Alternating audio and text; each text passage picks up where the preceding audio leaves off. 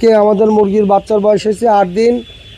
আর 8 দিনে আমাদের এই যে জুস চলতেছে, জুস মানে পানি ফার্মেন্টেশন। এই পানি ফার্মেন্টেশনে আমরা যে আপডেটটা করছি, আগে বিগত দিনে ওই সেফগার্ড পানির ভিতরে দিয়ে দিতাম 24 ঘন্টা আগে, কিন্তু এখন আর এটা 24 ঘন্টা পরে তৈরি হওয়ার পরে যখন মুরগিটারে আমরা দেব মিক্সার করে, তখন আমরা এই সেফগার্ডটা দিই। যে কারণ কি, কারণটা হচ্ছে লিটার যদি পায়খানা যদি ভালো না থাকে তাহলে মুরগির ওজন কখনোই আসবে না। সোনার মোহর খাওয়ালে ওজন আসবে না।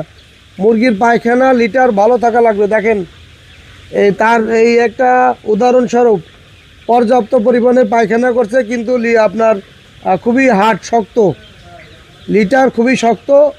এই যে আপনার এই যে ঝাড়া দিলে এই নেটটা মানে আপনার ক্লিয়ার হয়ে যাবে, কোনো পায়খানা নরম নাই।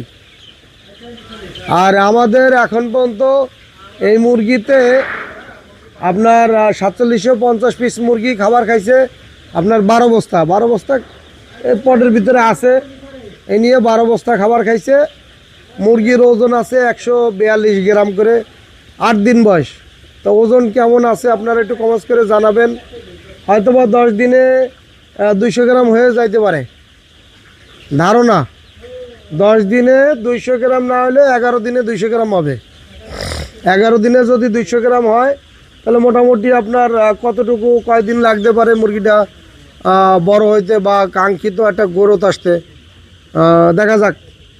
তা এই হয়েছে 8 দিন বয়সের বাচ্চা। এবং আমরা বুডারে 1 থেকে 6 দিন পর্যন্ত আপনার আনার পরে শুধু একটা ভিটামিন সি দিচ্ছি, আর প্রোবায়োটিক চলছে 6 দিন পর্যন্ত। 6 দিনের পর থেকে পানি ফার্মেন্টেশন শুরু।